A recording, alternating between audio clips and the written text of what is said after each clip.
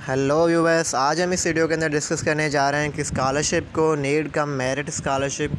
तो आज हम इस वीडियो के अंदर डिस्कस करेंगे कि आप इस स्कॉलरशिप को किस तरह जो है वो अवेल कर सकते हो, कौन कौन से स्टूडेंट्स जो हैं वो एलिजिबल हैं स्कॉलरशिप के लिए और किस तरह आप इसके अंदर अप्लाई कर सकते हो। तो अगर अभी तक आपने हमारा यूट्यूब चैनल सब्सक्राइब नहीं किया तो चैनल को सब्सक्राइब कीजिए, वीडियो को लाइक कीजिए और शेयर कीजिए ताकि इसके हवाले से हम आपको और अपडेट्स जो हैं वो देते रहें। तो स्टूडेंट्स, इस स्कॉलरशिप के लिए आप वो अप्लाई कर सकते हैं स्टूडेंट्स जो कि पहले जो इसका क्राइटेरिया है, अगर आप बेंच 2020, 21 और 22 के स्टूडेंट्स हैं बैचलर डिग्री प्रोग्राम में, तो आप इसके अंदर अप्लाई कर सकते हो। अगर आप 2023 के स्टूडेंट हैं तो आप अप्लाई नहीं कर सकते।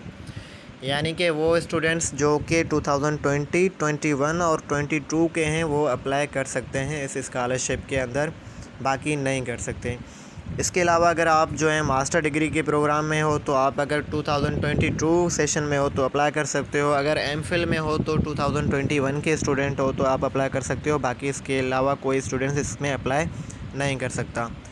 और इसके अलावा जो दूसरा क्राइटेरिया है इस स्कॉलरशिप का वो ये है कि अगर आप मेरिट के स्टूडेंट हैं, यानी कि आपकी एडमिशन जो है वो मेरिट बेस पर हुई है, तो आप अप्लाई कर सकते हो। लेकिन अगर आपने जो एडमिशन ली हैं वो सेल्फ़ फाइनेंस पर लिए हैं तो आप अप्लाई नहीं कर सकते, आप एलिजिबल इसके लिए नहीं हो। क्योंकि काफ़ी स्टूडेंट होते हैं वो ये सोचते हैं कि भाई हमने जो है वो सेल्फ़ फाइनेंस पर सीट ली हुई है, लेकिन अब स्कॉलरशिप लेंगे तो कुछ पैसे वगैरह मिल जाएंगे, गुजारा हो जाएगा। लेकिन भाई इस तरह नहीं होता, क्योंकि आपने जो है वो सेल्फ़ फाइनेंस पर सीट ली हुई है तो आप जो है इसमें अप्लाई नहीं कर सकते। जो मेरिट पर आए हैं, ख़ुद की मेहनत पर आए हैं, तो वो जो हैं वो अप्लाई कर सकते हैं। उसके बाद जो तीसरा इसके अंदर क्राइटेरिया मिलता है वो ये है कि इस स्कॉलरशिप में सिर्फ मुस्लिम अप्लाई कर सकते हैं, नॉन मुस्लिम जो हैं वो अप्लाई नहीं कर सकते। क्यों नहीं कर सकते? क्योंकि इस स्कॉलरशिप की जो पेमेंट वगैरह हैं ये ज़कात वगैरह के पैसों से आई हुई है, तो इसमें जो है वो नॉन मुस्लिम अप्लाई नहीं कर सकते। नॉन मुस्लिम के लिए कुछ दिन पहले जो स्कॉलरशिप आई हुई है माइनॉरिटीज़ की, उसमें जो है वो सारे नॉन मुस्लिम अप्लाई कर सकते हैं, जो कि सिंध यूनिवर्सिटी के या जो कि हैक का ऑफिशियल पेज वगैरह है उसके जो कि हैक का पेज वगैरह है उस पर भी ये उसकी डिटेल्स वगैरह जो है फॉर्म्स वगैरह मौजूद हैं, जिसमें मुस्लिम नहीं अप्लाई कर सकते लेकिन नॉन मुस्लिम वगैरह अप्लाई कर सकते हैं।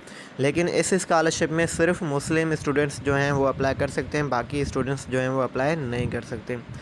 उसके बाद जो चौथा क्राइटेरिया इसके अंदर हमें मिलता है वो ये है कि जो आपकी अटेंडेंस हैं, यानी कि आप किसी भी प्रोग्राम में आप ज़ेर तलीम हो, लेकिन अगर आपकी अटेंडेंस 80% से कम है तो आप जो हैं इसके लिए एलिजिबल नहीं हो सकते। क्योंकि काफ़ी स्टूडेंट्स ये समझते हैं कि भाई हमारी जो अटेंडेंस है वो कम है, लेकिन कोई मसला नहीं है, हम जाते भी नहीं यूनिवर्सिटी के लिए। तो भाई आप अप्लाई तो कर दोगे, लेकिन जब आपको शार्ट लिस्ट किया जाएगा तो ये सारी चीज़ें जो हैं वो आपकी देखी जाती हैं। तो आपकी अटेंडेंस जो है वो 80% से ज़्यादा होनी चाहिए, कम नहीं हो, 80+ हो एटलीस्ट, तो जो है वो चांसेस बनते हैं कि आपका जो है वो आगे शार्ट लिस्ट होने के बाद नाम आ जाए। और उसके बाद जो आपको डेटा देनी होगी, वो डेटा देने के लिए भी आपको पूरी की पूरी करेक्ट डेटा देनी होगी, यानी कि इस स्कॉलरशिप में आपका पूरा का पूरा फैमिली बैकग्राउंड कौन सा है और आपको कौन जो है वो सपोर्ट कर रहा है यूनिवर्सिटी के लिए तालीम में, और कौन जो है वो आपकी फ़ीस देता है। यानी कि पूरी जो भी आप इनको डेटा देंगे वो करेक्ट होगी। अगर आप समझते हैं कि हम आप जो डेटा देंगे वो गलत दे देंगे या कोई भी ऐसी झूठी वगैरह लगा देंगे, कोई मसला नहीं होगा। तो जब आपको शार्ट लिस्ट किया जाएगा इंटरव्यू के लिए तब भी आपकी डेटा देखी जाएगी, और डेटा देखने के बाद जो है वो इंटरव्यू के लिए शार्ट लिस्ट स्टूडेंट्स बुलाए जाएंगे। और अगर कोई स्टूडेंट गलत डेटा देने के बाद भी जो है वो इंटरव्यू पर आ जाता है, नाम आ जाता है उसका इंटरव्यू में, और फिर क्या होता है इंटरव्यू के टाइम पर वो आपको जो डेटा आपने ऑनलाइन दी है वो आपको हार्ड में भी वहाँ पर देनी होती है इंटरव्यू में। तो इंटरव्यू में जब आपके हार्ड में डेटा देखी जाएगी तो फिर वो वहाँ से आपसे पूछेंगे, ऑनलाइन रिकॉर्ड जो होगा वो आपका देखेंगे। फिर जो है अगर आप इंटरव्यू से भी आप समझते हो कि बच जाओगे, लेकिन ऐसा नहीं होता। इंटरव्यू के बाद जो है कि आपकी डेटा ऊपर जाती हैं, वो वहाँ से क्या करते हैं, हैक वाले जो हैं वो सारी आपकी जो डेटा होती हैं उसको ऑनलाइन देखते हैं। आपके वालिद का, आपके रिलेटिव का जो भी आपने डेटा दी होती है उनका रिकॉर्ड देखते हैं कि भाई उनकी कितनी प्रॉपर्टी हैं, कौन कौन सी चीज़ें हैं उनके पास, और ये जो अप्लाई कर रहा है ये उनके गवर्नमेंट मुलाजिम तो नहीं है, उनके वालिदैन या कौन, ये सारी चीज़ें जो है इसके अंदर देखी जाती हैं। तो आपको डेटा जो है वो इसके अंदर करेक्ट देनी है।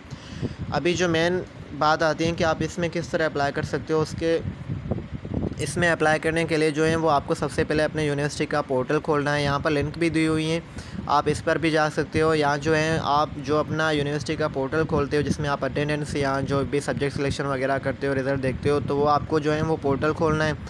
खोलने के बाद क्या होगा, आपका जो डैशबोर्ड में जाना है। डैशबोर्ड में ये सारी चीज़ें आपको मिलती हैं। जिस तरह हम देखते हैं कि डैशबोर्ड में हमको जो है वो रिज़ल्ट मिलती हैं, या जो है सब्जेक्ट सिलेक्शन के ऑप्शन मिलते हैं, या स्कॉलरशिप का ऑप्शन मिलता है, या सारे जो है अटेंडेंस वगैरह के मिलते हैं।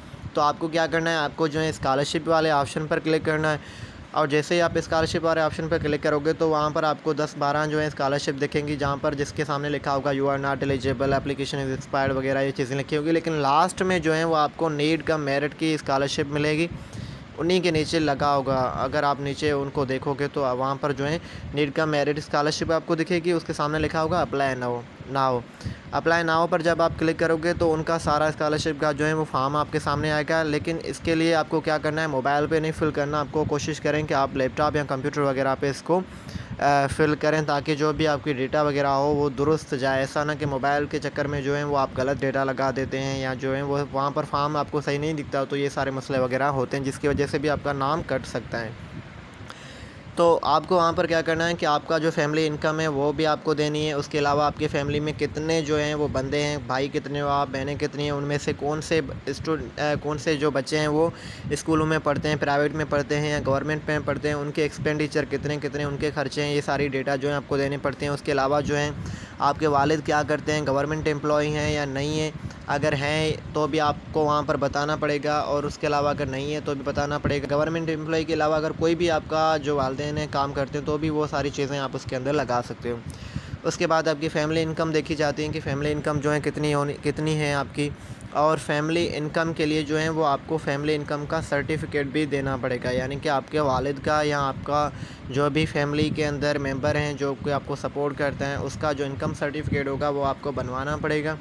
और वो इनकम सर्टिफिकेट जो हो वो एटलीस्ट 6 मंथ तक हो, यानी कि 6 मंथ से ज़्यादा पुराना ना होना चाहिए, यानी कि 6 मंथ के अंदर जो है वो बना हुआ हो, ताकि जो है उससे पता चल सके कि वो जो है इनकम जो आपने दी है वो सही है, एक्यूरेट है, वो जो है गलत नहीं है। उसके बाद जो है वो आपको पूरी डेटा जो आपकी होगी और जो आपके वालिदैन की होगी वो देने के बाद, फिल करने के बाद फिर आपको फ़ॉर्म दोबारा रीचेक करें कि कहीं आपने कोई गलती नहीं की है। तो ये सारी चीज़ें देखने के बाद जो है वो आपको फ़ॉर्म पे सबमिट कर देना। सबमिट करने के बाद जो है आपकी पीडीएफ फ़ाइल पूरी बन जाएगी, और पीडीएफ को डाउनलोड कर देना है वहाँ से। और डाउनलोड करने के बाद जो है वो आपको उसकी प्रिंट बनवा लेनी है, यानी कि आप क्या करोगे, वो अब आपका ऑनलाइन फॉर्म फिल हो गया, वहाँ उनके पास रिकॉर्ड चला गया, अब आप क्या करोगे, इनका प्रिंट आउट बना के ख़ुद के पास रखेंगे, या यूनिवर्सिटी में जो है यूनिवर्सिटी में ही आपको देना पड़ेगा, यानी कि जिस भी यूनिवर्सिटी में आप जहाँ पे पढ़ते हो तो वहाँ पर जो है वो क्या करना पड़ेगा, आपको वहाँ पे ऑफिस में जाके वो फ़ाइल जो होगी वो पूरी आपकी डेटा वाली जमा करवानी पड़ेगी। एक कॉपी आप खुद के पास रखोगे, एक उनको सबमिट करवाओगे। फिर जो होगा इनका प्रोसेस चलता रहेगा, ये आपका पूरा रिकॉर्ड देखेंगे और आपको शॉर्टलिस्ट किया जाएगा, और फिर जो है वो इंटरव्यू के लिए आगे आपके नाम आएंगे।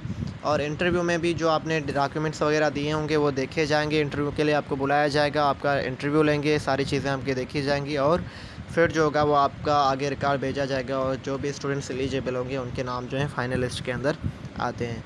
तो ये जो होगा पूरा क्राइटेरिया है। उम्मीद करते हैं कि आपको ये चीज़ें समझ में आ गई हैं।